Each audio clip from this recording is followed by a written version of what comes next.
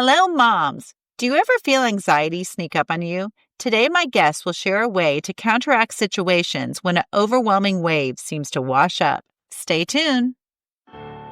Hello, moms. Welcome to the Front Parking Spot podcast. I am so glad you're here. I'm Jennifer Bosma, wife, mom, grandma, former teacher for 23 years, and now a Christian children's book author and your podcast host. Are you a faith-based mom trying to live out a Christian life for your family? Do you want to learn more ways that you can have power over your child's spiritual growth? Inside this podcast, you will find tried and true ideas to grow in your faith and be the best wife and mom you can be. So listen in as you're cleaning up, doing the drive, or matching that sock, and be encouraged to know that God has His front parking spot set aside for you. Hello, moms, and welcome to the Front Parking Spot podcast. Today, my guest will never forget having coffee with her dear mentor friend of hers in 2004. She was a young wife and a mother of 2 preschool boys. As she was discussing her journey, dreams, current wrestlings, and joy, her mentor commented, "Lisa, you remind me of a bird who is so ready to fly but cannot get out of its cage." Tears began to flow. She could not have agreed more. This conversation ignited her into an intentional journey on a pathway towards internal health and freedom. Life will take us down many paths. Some we choose, some choose us. Lisa Cuss is a mother of 3 college and beyond children, and she previously served 14 years as a classroom teacher before returning to graduate school to earn a master's in clinical and mental health counseling. And that is what she is doing now. Welcome to the Front Parking Spot podcast, Lisa. Oh, thank you. It's really fun to be here and be in conversation with you. Oh, I love this. And how we found each other was so cool. I was reading something that my friend shared on her blog, and I reached out immediately. I'm like, "Lisa, we were talking, it was about anxiety and all those things." And I shared it immediately with some people in my sphere of influence. I'm like, "This is so good." But to have you on today where we can talk about those 4 spaces that I learned from with you guys, I am so excited for you to tell us more. Okay, yeah, sounds good. Well, when you're reading my bio, I'm like, oh my gosh, when you mentioned like that coffee with my mentor so many years ago, I Right? mean, that would have been 21 years ago. Mhm. And it like actually brings up a lot of emotion I'm so aware that this is a Mhm. podcast for young mamas. And that feeling of wanting so badly to do everything right Yes. and for us to be the best moms that we can be and to not want to make mistakes. And even sometimes just that very awareness that we want to do things perfectly, or we carry the weight of how our kids will turn out, even beyond what's ours, can Mhm. keep us stuck and can keep us trapped. And I think that's been the beauty of my journey of like, what is mine as a human who is learning more about who God is and what ultimately is God's and what is He carrying as I do the best I can to lean into Him in parenting with all of my goodness and all my flaws, to all the moms, like what a journey it is. And, that could be like right now, like that coffee with a friend right now. I mean, that's relatable 20 years ago or 10 years ago or yesterday, because what you said is all moms want to do the best that we can do. We do. And we bring on this anxiety like it's like a control thing and I have to do all the things. But yeah, so the fact that you're here today sharing with that mom who is doing her dishes and she's like, "I need to hear this. This is so good." Yeah. So tell us your secrets and what you would tell moms in those situations and tie in those 4 different paths and the 4 different areas that we were talking about, the spaces. Yeah, yeah. I think some things that I've learned through the years is that we can tend to focus on how our children are turning out or their behavior or all of these things and work to that end rather than work to being aware of what's going on inside of us Mhm. and making sure that we are healthy.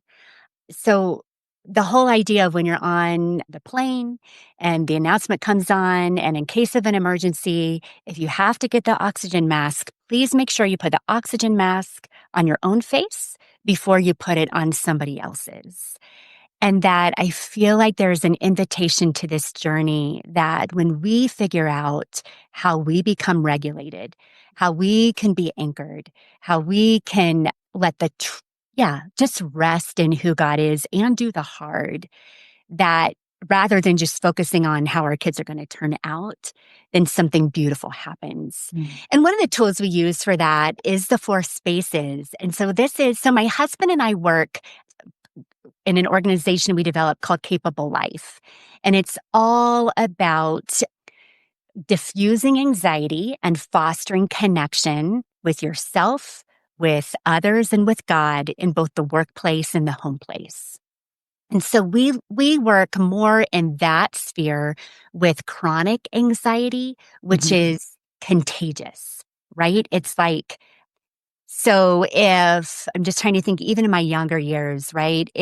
Or even like 3 weeks ago, if I would come into the kitchen and my 18-year-old daughter was in the kitchen and she would like look at me and not say anything and then go to another room, something is happening in me, right? And I Right. begin to make assumptions.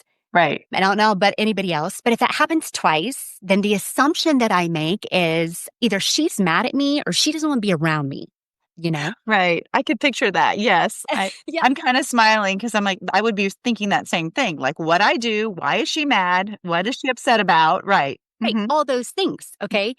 And so then because I can like concentrate too much on, I'm a people pleaser. I really want everybody to be happy with everything. I love harmony, right?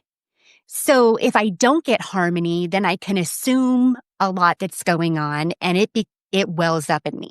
Okay. And so then my husband might come in the room and I'm spinning on why my daughter has left the room twice when she saw me. And I'm in my own world and my husband might ask me a question and I may not hear him, you know? Hmm. And then he's like, hey, what's going on? And then I'm aware, oh gosh, I'm spinning on what's going on with my daughter, right? Hmm. So I'll finish that one later, but this can open up for us the 4 spaces, that there are 4 spaces where contagious anxiety, that's chronic, Hmm. based on assumptions or false beliefs, where that can exist. And also deep connection can exist in these 4 spaces.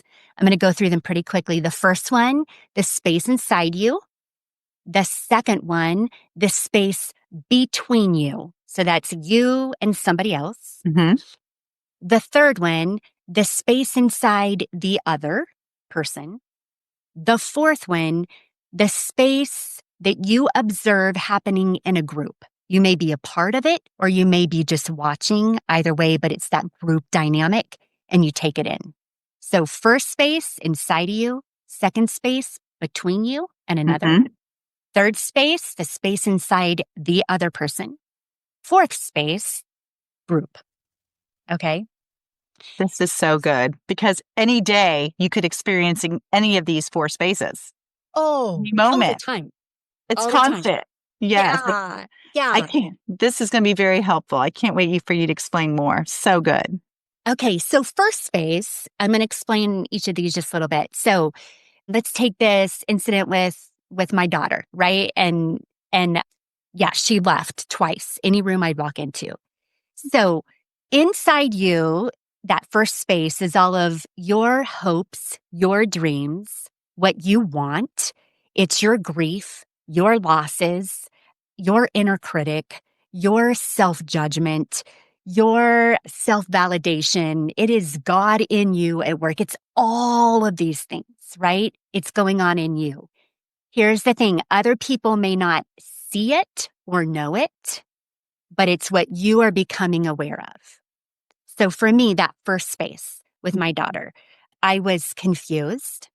I was assuming that I was wondering what I should have done differently. You know, I was wondering, like you said, did I cause a problem? I was hurt. I was frustrated, and my thoughts were spinning in my first space. Second space, that's what happens between you and another person. Now, what I like about second space that's very important is it's what is known and seen. So this is body language. This Mhm. is tone of voice. This is words spoken. This is actions shown. This is actually no action shown. This is smiles. This is, you fill in the gap, the space in between. So if I like to take this situation, that space in between me and my daughter, I would have seen a look on her face that would have shown that she was deep in thought. I would have known that I would have said something. She would have given a short answer back, and then I would have seen that she left. Okay. Second space. Third space is the big one. It's the Mhm. space inside the other person.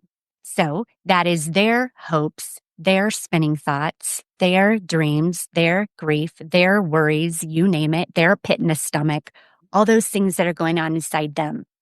But it is often inside them, but not known.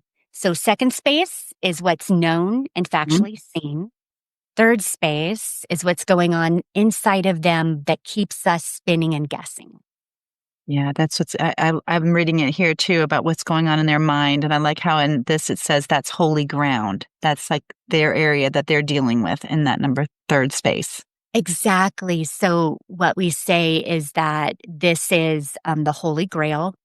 This Hmm. is, if you can imagine the big red circle with an X in it, Yeah, this right. is holy ground, whatever is going on in somebody else that we don't know. We want to control, like it. I want to fix, I want to control, I Right. want to know because I care. But when we don't know, this is between that person and God, whether Mhm. they're aware of God or not. Good. So, this is where your brain crosses into their brain and takes root in third space. So, this is where I began to spin, right? I Right. simply saw my daughter leave the room twice because I care a lot about connection. That felt disconnecting to me. And then I'm trying to go into her brain of what happened. Why does she seem to not want to be around me? Why does she not like me? What is she believing about me that makes her not want to be around me? I'm assuming it's all about me, right? What can I do? What needs to happen inside her? And I'm trying to figure out that which I do not know rather than just waiting, being Hmm. curious about it. I'm And spinning. and then also just trusting God with that because you don't know what's going on in their head. You got to trust God. Like, okay, Lord, I don't know what's going on, but you do. So you deal with that. Ooh, and that's hard to do because we want to control. Help. We want to help you. What's wrong? Tell me more. Yeah. Yes, yes. And when I get wrapped in third space, I Mm-hmm. usually end up forgetting that God's involved, you know? And fourth space then is that dynamic, like if you're a mom and you have gone on errands, and let's say your husband is with your kids or they're with a sitter or whatever, and you come back home. There is a dynamic going on when you come back home. Right. Sometimes Right. there's lots of fun. Right. Sometimes it's fun and chaos. Or the house is a mess. The house is a mess. Right. Sometimes there is tension going on and you're walking into it and that might make you feel uncomfortable. But there usually is something going on when you walk into a space of other people in a group. And then it's noticing again, then that takes you to first space of what happens in you or how do you respond. If you're a working mom outside of the home, like if you go to a place to work and you're in meetings, right? Mhm. This is when, if you're in a meeting, you are observing in that meeting, you always know who's going to be the one that speaks the loudest in the meeting, who's the one that always has an opinion, who's the one that never shares their opinion. Who's the one that never speaks in the meeting, but holds a silent meeting after the meeting to Oh, talk about everybody else, you know? right.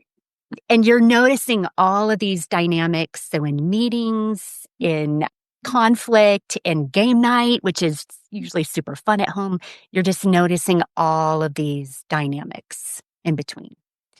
these are the dynamics that usually cause us to get either bigger or smaller than Hmm. human, right? Where Wow. we want to like stand up for ourselves and get really big, or maybe we feel outside of norm. There's nothing we can do. And so we'll just go silent. Those are extremes that we can go to when we're in forced space as well. We've all been there. That's the whole term, reading the room, you know? 100%. So, yes, reading the room is fourth space.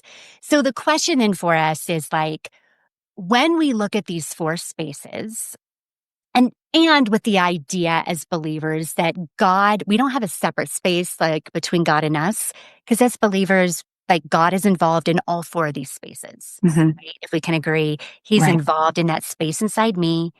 He's involved in this space between me and another.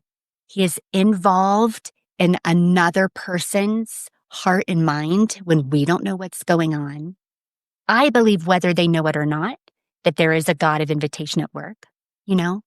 And in that forced space, when there's a lot going on in a group, that God is present before we even stepped in the room, you know?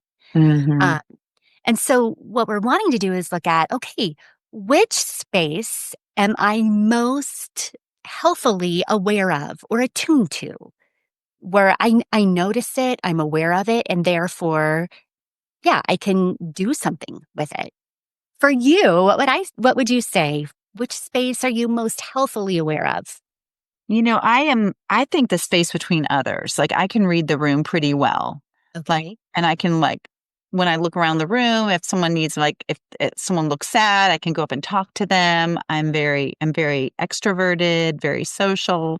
So I think, and I have a way, I think it's from being a teacher, and you were Yeah. too, when you're in a classroom environment, sometimes you can tell when kids come in and they're burdened and they have that look on their face, or you can kind of be able to flip the switch on the vibe in the room per se.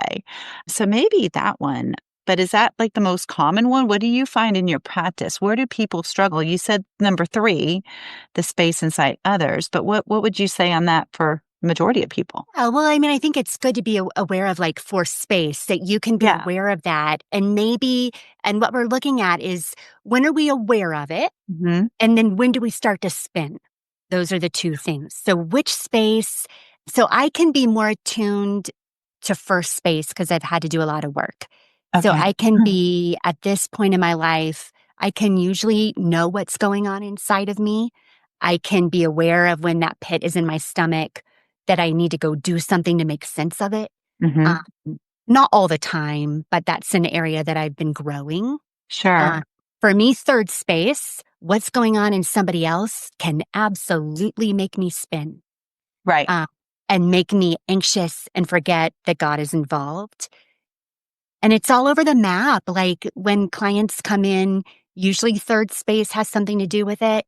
A lot of times in fourth space, people can start out being aware of what's going on, but Hmm. then people can move into wanting to fix whatever is going on in fourth space, you know, Right. and carry that on themselves and just spin in it. So it's kind of nuanced just to look Right. at. Well, when But you I think about spinning, like what would be a typical spin that a parent, like a person or a mom would feel herself? I'm starting to spin. Like, what do I do? Like, what would be an example of a spin and how can they gain that control back? Yeah. So let's go back to my story, right? Hmm. So, so I am, so I don't get angry super often, but then it will surprise me and I'm not aware of it, you know? Yeah. Like, wait, where'd that come And from? yeah, where did Yeah. that come from? Right. So so in that space, I was spinning on what is going on inside my daughter to make her what I assumed was not be in the same room as me. You Hmm. know, Hmm. spinning for me looks like thought loops. What's going on here? Why? Why is she acting this way? W- And then feeling defensive to myself and feeling rigid, which is like a tightening kind of in my body. And it's like that's all I can think about is that incident. That's what spinning is. It kind of takes over to where my husband came in the room and I didn't even notice him. he asked me a question. I didn't even hear him because I'm so deep in my own Okay. thoughts, if that makes sense. Right. No, it does. We've all been there. Yeah.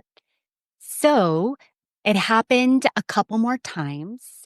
And I remember myself just getting ready to say, what in the heck is going on? Can we just talk here? And Yeah, he yeah. might have been talking out of my frustration, Mhm.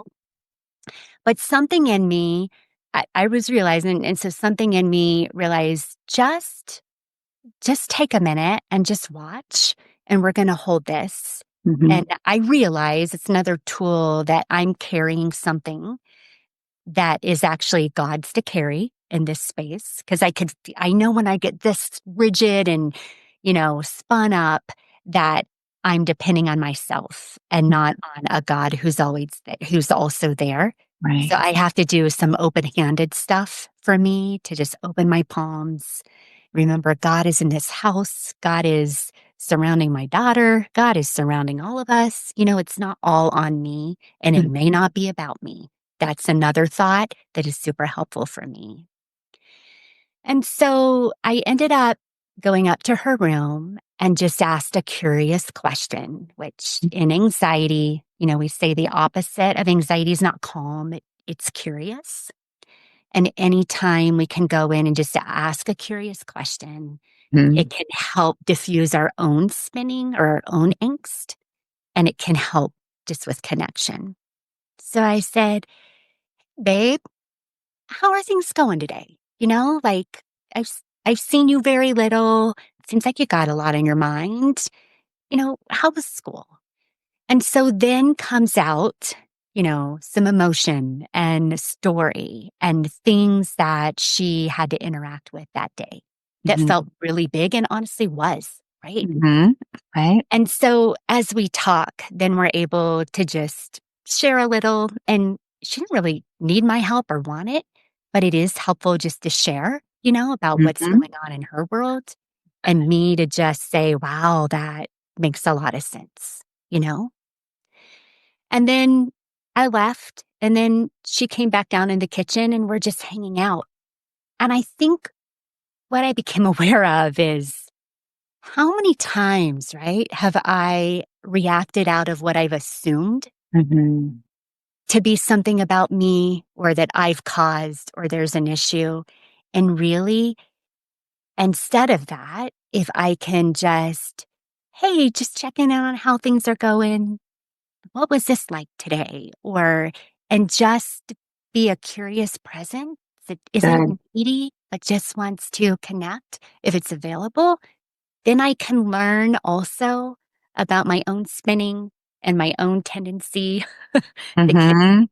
get me into a trap, but can also be so easily diffused. I love that with your curious questions. And I frequently have told people too, like when you're trying to have a discussion with somebody, don't, if you take away the word you, what are you, or why are you acting this way? Because then it's going to get a defense, just say, I'm kind of feeling like, is there something wrong? Like if you focus on you, like, I'm feeling that something's up. Is anything up? When you say you, like me, myself, then they're not like, you're confronting me, mom. Do you agree with that, with the I questions or how I feel? Oh, yes. I mean, I think it's such a great thing to say when you can take it off of, yes, you can, because we're assuming something, right? And Right. whenever we say you, then we're placing something on them. I think one of the things can be really helpful is just to look at the listening filters that we Mhm. use or postures. Okay. Um, there's a lot of them, but, you know, four of the main ones are listening to fix. Okay. And so when we're, in relationship with our kids, especially, or friendships or marriage, that when we're listening and we hear something and we're like, oh, that could be solved so easily, you know? And then and the motive is so good, right? Right. We want for the other to not experience so much stress but we go into what they could do. And oftentimes, especially in the teen years, you see your teen disengage and they'll Right. leave the conversation when we go into fix it mode because it wasn't what they were asking. and it changes the way we show up, you know? That's good. Because I catch Another one myself. is if oh, go ahead. No, but I catch myself doing that too. They'll tell me something, and before they're even done with their story, you want to jump in. Well, what did you say? Blah, blah, blah. And, you're just like, hold back, let them keep going because they're obviously not done yet. But we want to jump in and fix it as Yeah. moms. Hmm. Yeah. Yeah. Another one is listen to defend. Hmm. And I can go into that one pretty quickly. Like, I'm going to Yes. listen until I hear a tone or something that might stir, what are you saying about me? Stir something big. And then I move into defense mode. And for me, I know like in my body, I again, like a wall goes up and I no longer hear what's being said because I'm too busy building my own case, you know? Right. in my mind, and that can take over our filter or our posture with somebody else. And yeah, that one happens a lot. There's others, but when we're also looking at the posture often we want is listen to be curious and Okay. listen to learn, you know? So that's what you'd recommend, to be curious and to learn more. That's so good. Yeah. So I You know have what? things out of my pocket that are like, if it's hard for me, one of my phrases is because I have to say something that will help me pause. That's interesting. And somehow, even like having something I say can help me, Right. you And we know? have to watch our body language because when they drop something on you and you were not expecting it, you don't want to be like, the whole facial, like, what are you talking about? And yeah, that's a hard one too. Yeah. But I love that, to like listen out of curiosity. And that's interesting, right? I remember someone mentioned once to me, when you're raising older kids, once they get over 18, I mean, technically we're done. I mean, we have done.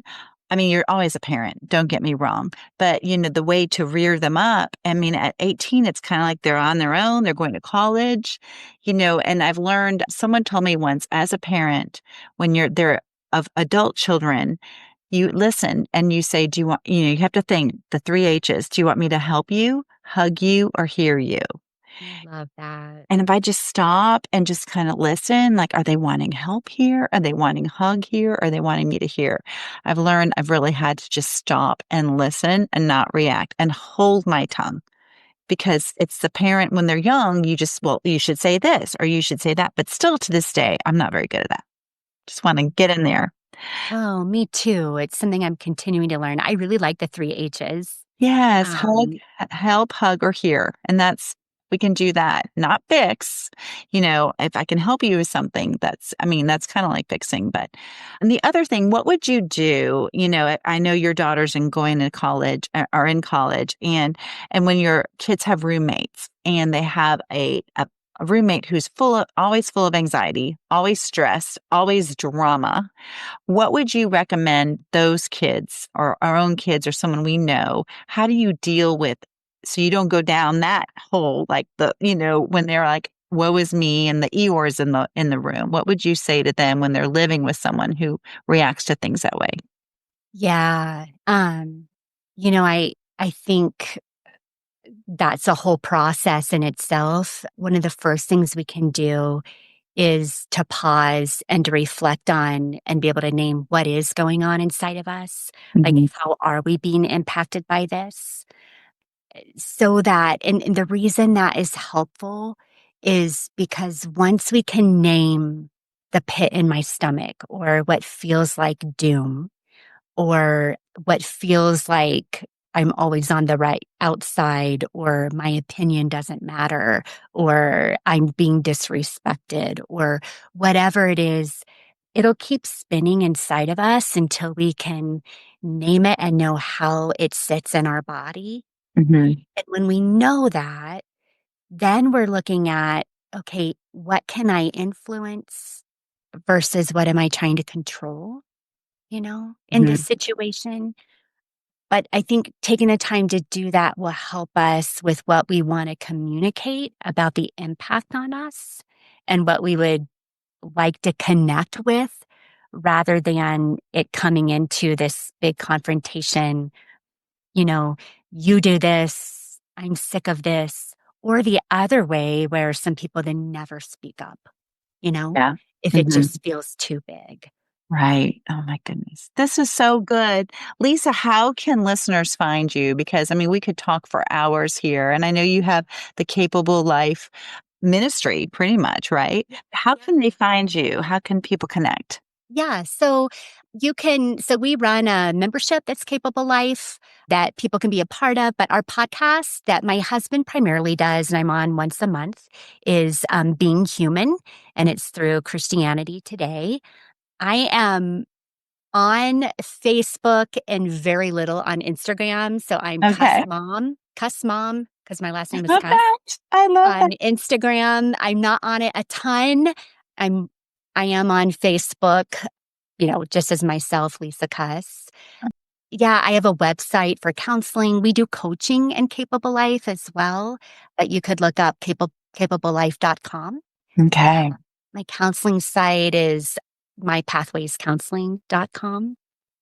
Those are some of the ways to connect. Okay. And I will put all of this in the show notes so people can just click on it and find you. Lisa, it was so great having you today. This is awesome. And I really think when I read this, I know I could relate to all four areas and how to improve on them and to know that that's an area, that's a space. And this is normal and this is how I can respond. So thank you for this wisdom today. Yeah, yeah. So good to be with you.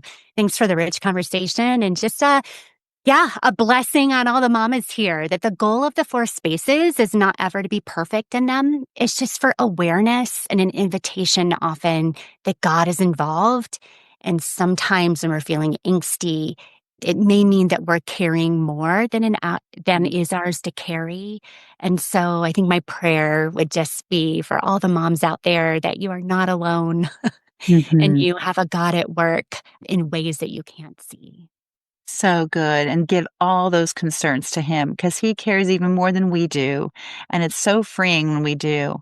Thanks for being here, Lisa. What a blessing. Well, mamas, thank you so much for joining in.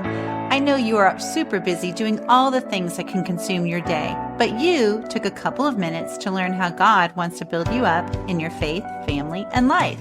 And He wants to applaud you for this. Please subscribe and review my show. This helps other moms tune in as well. I'd love to connect with you on Instagram at Front Parking Spot, on Facebook at Front Parking Spot Mom Community, or my website at jenniferbosma.com. Have an Ephesians 3:20 type of day, mamas, and be encouraged as you go for the front parking spot in your life today. God bless.